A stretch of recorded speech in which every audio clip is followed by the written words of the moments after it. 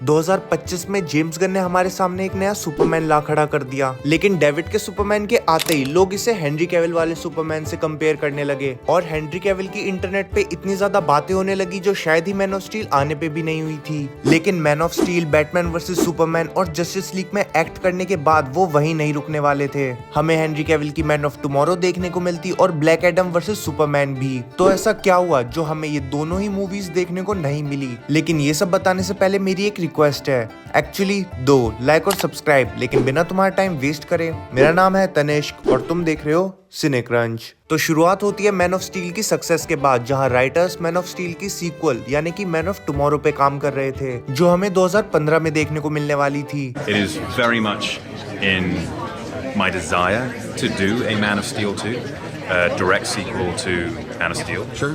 And there's a whole bunch of Superman story that I want to tell. लेकिन Warner Bros ने sequel को shift करवा दिया और उसकी जगह जैक स्नाइडर को बैटमैन वर्सेस सुपरमैन बनाने को कहा, और बैटमैन वर्सेस सुपरमैन ना चाहते हुए भी मैन ऑफ स्टील का सीक्वल कहलाती है। हेनरी कैविल और जैक स्नाइडर जस्टिस लीग के बाद मैन ऑफ टुमारो की फिल्मिंग करने वाले थे, जो एक न्यू वर्ल्ड में सेटअप होती, और मूवी का मेन विलन होने वाला था ब्रेनियक। I think a great villain would be Brainiac. I think that'd be a good villain to play against. जो उसी डिस्ट्रॉयड क्रिप्टॉन से आया था जहां से सुपरमैन है, और ब्रेनियक के साथ मूवी में होने वाले थे लेक्स लूथर। मूवी अपने डार्क टोन को छोड़ के काफी लाइट टोन पे फोकस करने वाली थी, जिसमें क्लार्क लुइस के साथ अपना ज्यादातर वक्त बिताता और बिल्लियों को बचाता। Of, saving kittens and stuff. A little bit of that, absolutely. Movie में जो ब्रेनियक का रोल करने वाले थे वो करने वाले थे क्रिस्टोफर वॉकिंस, जिन्होंने 1978 की सुपरमैन मूवी में सुपरमैन के रोल में ऑडिशन दिया था। लेकिन उस टाइम रूमर्स ये भी निकल रहे थे कि लेक्स लूथर ही क्रिएट करता ब्रेनियक को सुपरमैन को मारने के लिए, जैसे उसने बैटमैन वर्सेस सुपरमैन में डूम्सडे को किया था। लेकिन इसी के साथ जैक स्नाइडर डेस्परेट थे क्रिप्टोनियंस को वापस से स्क्रीन पे लाने के लिए, जो फैंटम जोन में फंस गए थे। The Kryptonians that are in the Phantom Zone are probably still around. And there was always a possibility for their return.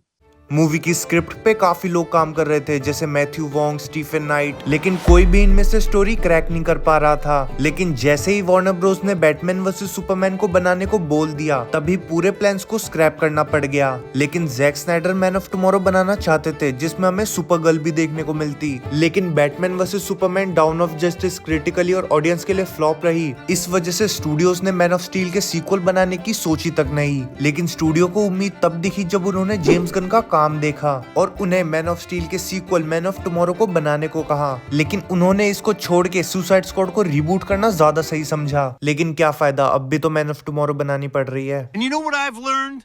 Making movies isn't easy.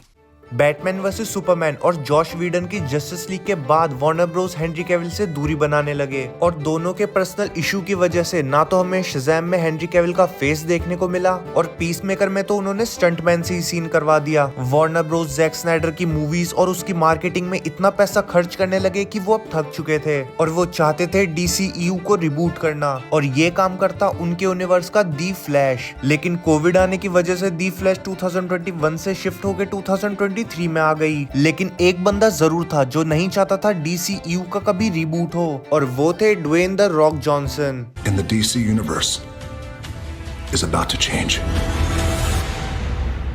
Rock Shazam के टाइम से ही वार्नर ब्रोस के साथ touch में थे, क्योंकि Shazam movie में main antagonist black Adam होने वाले थे। लेकिन रॉक ने स्टूडियो को आइडिया पिच करा कि उन्हें ब्लैक एडम की स्टैंड अलोन मूवी बनानी चाहिए। रॉक को 100% यकीन था कि इस मूवी को हिट होने से कोई भी नहीं रोक सकता। इस वजह से उन्होंने आगे तक के प्लान सेटअप कर लिए थे, जिसमें हमें ब्लैक एडम और सुपरमैन की फाइट देखने को मिलती, और जब सुपरमैन ब्लैक एडम के सामने टिक नहीं पाता, तब अमेंडा शज़ैम को भी उस यूनिवर्स में भेज देती, और शज़ैम सुपरमैन के साथ मिलके ब्लैक एडम को रोकता। रॉक ने हेनरी कैविल को मना लिया था ब्लैक एडम में कैमियो के लिए, और वार्नर ब्रोस ने भी सोचा कि चलो एक आखिरी बार ट्राई करके देख लेते हैं, क्योंकि ड्वेन द रॉक जॉनसन को हॉलीवुड में कौन ही मना करेगा।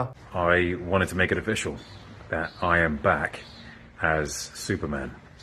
हेनरी कैविल को एक छोटे से कैमियो के लिए $250,000 दिए गए और उनको वही सेम सूट पहनाया गया जो उन्होंने मैन ऑफ स्टील मूवी में पहना था। लेकिन जब मूवी बॉक्स ऑफिस पे आई तब इतना कुछ खास रिस्पॉन्स नहीं मिल पाया। ड्वेन डीसी की सुपर पेट्स में ऑलरेडी वॉइस दे चुके थे, लेकिन ब्लैक एडम इतनी बड़ी डिजास्टर निकली कि मूवी अब तक 50 मिलियन के लॉस में है। One of those movies that got caught in that web of new leadership. And, you know, that will always be one of the biggest mysteries, I think. Warner Bros को समझ आ गया था कि अब तो DCEU का कुछ नहीं हो सकता। फिर उन्होंने अपनी पोस्ट प्रोडक्शन मूवीज जैसे the Flash, Blue Beetle, Shazam 2 और एक्वामैन 2 निकालनी स्टार्ट कर दी और DCEU को पूरी तरीके से रिबूट कर दिया। वो जेम्स गन को ले आए और उन्होंने उन्हें DC स्टूडियोज का CEO बना दिया और जेम्स गन ने अपने DCU की first lead God and monster movies पे काम करना स्टार्ट कर दिया। हमें हेनरी कैविल का सुपरमैन द फ्लैश मूवी में भी देखने को मिलने वाला था, जो फ्यूचर के DCEU प्रोजेक्ट्स को सेटअप करता, लेकिन वो सीन जेम्स गन ने कटवा दिया था। लेकिन बहुत सारे लोग हेनरी कैविल वाले सुपरमैन को बेस्ट सुपरमैन मानते हैं। And Henry Cavill is the Superman of our generation. लेकिन तुम्हारे इस बारे में क्या थॉट्स हैं वो मुझे कमेंट में बताना और मैं मिलूंगा किसी नई वीडियो में किसी नए दिन। You're not brave.